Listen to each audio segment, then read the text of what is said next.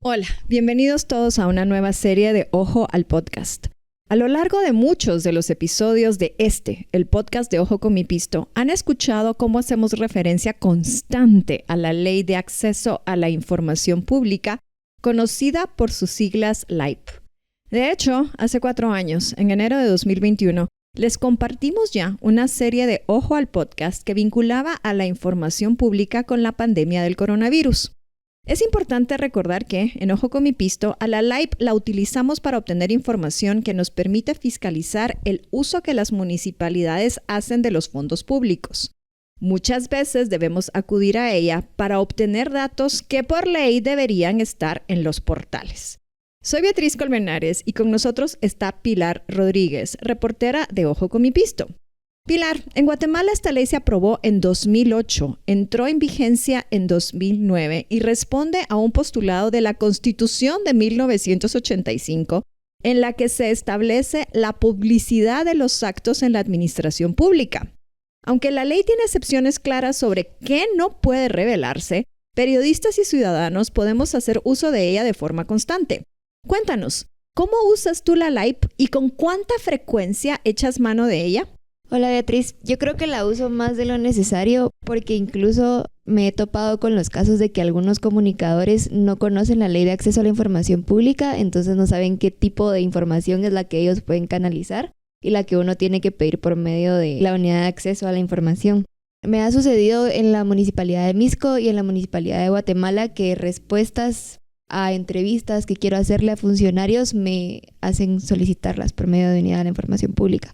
Pero también hay otros casos en los que hay documentos que pueden respaldar una nota que nos pueden servir muchísimo, que tal vez tienen que estar subidos en la información pública de oficio, que vamos a hablar más adelante sobre qué es eso, y termino teniendo que pedirlos a través de una solicitud.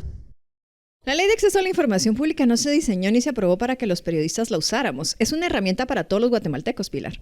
Sí, de hecho en el primer artículo de la ley, cuando se habla del objeto de esta, se estipula que debe garantizar que toda persona tenga acceso a los actos de administración pública, no periodistas o funcionarios, sino que todos nosotros, incluso los vecinos. Y hacer uso de la ley tiene que ser algo sencillo, pero a veces no lo es. Por ejemplo, a la hora de solicitar la información, el artículo 38 de la ley dice que el procedimiento para el acceso a la información pública se inicia mediante solicitud verbal, escrita o vía electrónica a través de la unidad de acceso a la información. Pero muchas veces las municipalidades, en este caso o cualquier entidad, complica el proceso porque no aceptan una solicitud vía telefónica, por ejemplo, o no aceptan una solicitud vía correo a pesar de que no tienen un formulario dentro de su página institucional. Como debería de ser, Pilar, porque los portales deberían de tener un botón en donde cualquiera puede entrar y ahí aparecer un formulario en donde simplemente uno diga, necesito esta información. Sí tengo claro que tenemos que ser muy específicos de lo que estamos solicitando para evitar que se engargolen en otras cuestiones y que nos respondan lo que no queremos, por ejemplo. Sí, de hecho, una recomendación que tengo yo para cualquiera que quiera hacer solicitudes de un mismo tema es no solicitar todos los documentos dentro del mismo formulario o dentro de la misma solicitud. Porque si la municipalidad o la institución del gobierno no tiene un solo documento de los que se está pidiendo, se puede atrasar toda la respuesta. Entonces, consejo, ser específicos y hacer varias solicitudes, lo más específicas y concretas y más delimitadas posibles. Más allá del formulario al que estamos haciendo referencia, Pilar, también es importante dejar claro que en los portales web de todos los sujetos obligados deben tener un apartado dedicado a la información pública. Sí, y tienen que actualizar la información en ese portal en un plazo no mayor a 30 días cada vez que haya un cambio. Por ejemplo, en el caso de los salarios de los empleados municipales o de los empleados de una institución pública, tienen que estar subidos no más de un mes después de que ya los devengaron. Los portales tienen que cumplir con 29 apartados que abarcan lo que se conoce como información pública de oficio, que era lo que les mencionaba antes. Y esta es información sencilla como la dirección y teléfonos de la entidad o el directorio de empleados, hasta información más compleja. Con información más compleja nos referimos al listado de los funcionarios, los asesores, sus salarios, los informes mensuales de ejecución presupuestaria, el inventario de bienes e inmuebles y el listado de viajes nacionales o internacionales que se hagan. También debe ser público y subido en el portal el listado de horas en ejecución o ejecutadas total o parcialmente con fondos públicos, incluidos préstamos y mucho más. Pilar, grandes rasgos. Ya nos contaste cómo debe ser el procedimiento para solicitar información si esta no aparece en el portal de la municipalidad. También nos está quedando claro de que si los portales cumplieran con lo que tendrían que hacer, no tendríamos que estar enviando tantos correos y tantas solicitudes. Pero bueno, hablemos de plazos. ¿Qué pasa si te niegan información? ¿Qué pasos hay que seguir? Para empezar, hay que recordar que todas las municipalidades tienen que tener una unidad de información pública con un correo electrónico habilitado. No se puede pedir información considerada confidencial o reservada, lo cual está definida en los artículos 22 y 23 de la ley. En el correo se identifica al solicitante, que no está obligado a dar más que su nombre, y se pide la información. Mientras más precisa y exacta, mejor. No hay que explicar para qué se requiere la información. La municipalidad o la institución no tiene que preguntar para qué se va a usar lo que se haya pedido. Pero sí lo hacen, ¿verdad? Sí lo hacen. Yo tengo un ejemplo, bueno, realmente me ha pasado varias veces, porque incluso una vez que yo hice una solicitud a la municipalidad de Misco, la fui a hacer al Palacio Municipal. O sea, yo la hice escrita, la hice ahí en la ventanilla de la Unidad de Información Pública. Puse mis datos, puse que era lo que necesitaba, regresé a mi casa. Días después, cuando ya se iba a vencer el plazo, que es de 10 días, que creo que eso es importante que lo sepamos. Que era de 10 días hábiles, pero ya habían pasado unos 8 días hábiles por ahí. Me mandan un correo de la Unidad de Información Pública y me pidieron una fotocopia de mi DPI, lo cual fue muy extraño porque yo había estado ahí y no te tienen que pedir una fotocopia con el número de DPI, que ni siquiera es necesario por la ley, debería ser suficiente. Y también me pidieron que yo especificara para qué iba a usar la información, que tampoco está en la ley. Entonces yo creo que eso muestra un desconocimiento de parte de los encargados de las unidades de información sobre qué es lo que dice la ley realmente, sobre qué es lo necesario para recibir la info. ¿Es desconocimiento o es un intento de no ser transparentes, de ser opacos, de no dar una información que consideran sensible y que no deberían de considerarla así? Yo creo que las dos.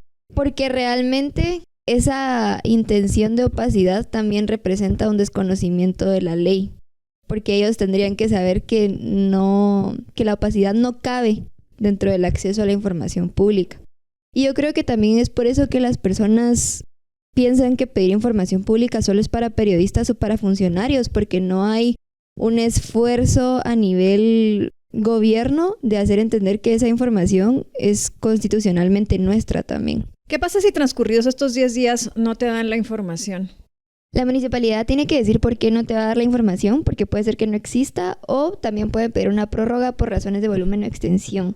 A partir de ese momento empiezan a correr 10 días más. Algo que es importante y que lo vuelvo a repetir es que esto de que puedan pedir prórroga por razones de volumen o extensión pasa bastante seguido. Entonces por eso era que yo les recomendaba al principio hacer varias solicitudes a pesar de que sean sobre el mismo tema. Por ejemplo, yo quiero pedirle información a la Municipalidad de Misco sobre una obra, pero quiero el convenio porque no está subido en la página, quiero la junta de licitación y quiero, no sé, ya el contrato firmado, por ejemplo.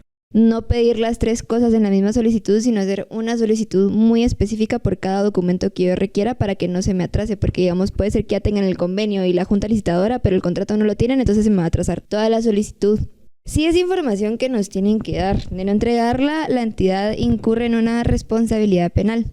Quien tiene que velar porque todos estos plazos se cumplan es el Procurador de Derechos Humanos, pero esa es otra historia de la que hablaremos en otro capítulo.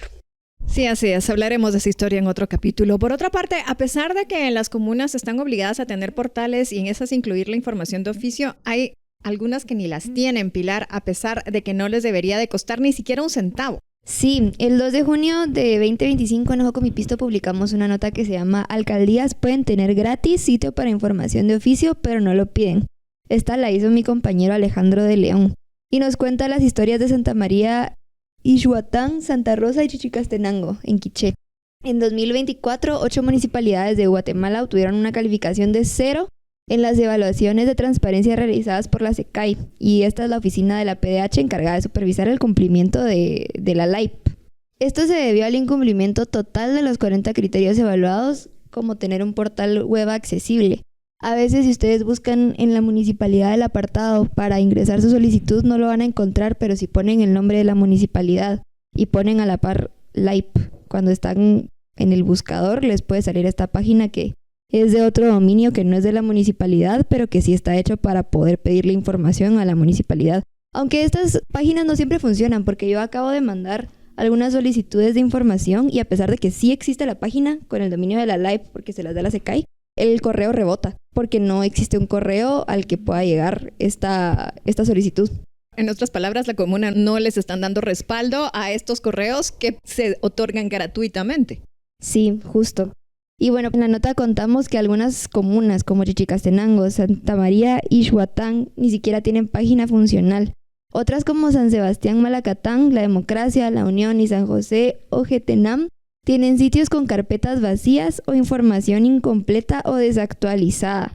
A pesar de que existe un servicio gratuito para crear estos portales, que incluye asesoría y manuales, muchas municipalidades no lo usan por falta de conocimiento o, más popularmente, por falta de voluntad política. Está claro que tenemos mucho que hablar de esta ley. Gracias, Pilar, por haber estado con nosotros en este espacio. En el próximo episodio conversaremos precisamente con Alejandro de León, el autor de la nota a la que hacía referencia Pilar, para conversar con mayor profundidad sobre las comunas que no cumplen con lo que la ley les obliga. Hasta entonces.